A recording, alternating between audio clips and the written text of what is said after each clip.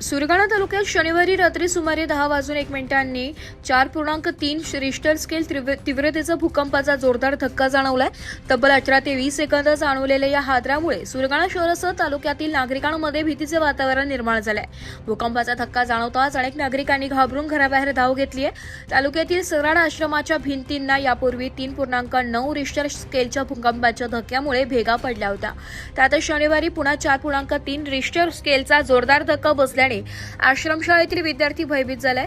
विद्यार्थ्यांनी तातडीने आश्रमशाळेबाहेर मोकळ्या जागेत धाव घेतली आहे। या भूकंपाचा धक्का तालुक्यातील विविध गावांमध्ये जाणवलाय। घरातील बांधणींवर ठेवलेली भांडी खाली पडली आहे, तर पावसाळ्यात घराच्या पत्रांवर ठेवलेले दगड हादरांमुळे खाली अंगणात पडल्याचं नागरिकांनी सांगितलं।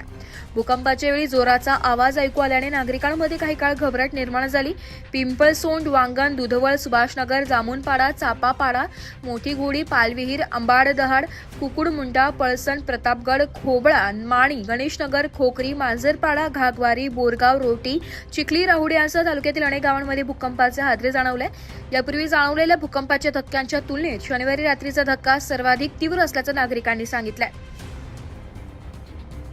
ग्रामीण भागात साधारणपणे रात्री 10 वाजेपर्यंत शांतता असते, मात्र भूकंपाच्या जोरदार हादऱ्यामुळे गावागावात नागरिकांमध्ये चर्चा सुरू झाली आहे। दरम्यान नागरिकांनी घाबरून न जाता सुरक्षिततेच्या नियमांचे पालन करावे आणि कोणत्याही अफवेवर विश्वास न ठेवता असे आवाहन करण्यात आले।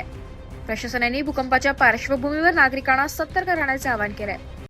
आज रोजी देवलदरी चापापाडा या ठिकाणी 10:01 जवळपास 18 ते 20 सेकंद सगळ्यात मोठा भूकंपाचा ह्या ठिकाणी एक आवाज आणि जोरात सगळ्यात मोठा धक्का ह्या ठिकाणी जाणवलेला आहे। कोणतीही जीवितहानी जरी ह्या परत झालेली नाही आहे ह्या ठिकाणी, परंतु नागरिकांमध्ये सगळ्यात जास्त भीतीचं वातावरण ह्या ठिकाणी निर्माण झालेलं आहे। नाशिक लोकशाही न्यूज साठी उपसंपादक बाजीराव नाना, रतन चौधरी, सुरगाणा।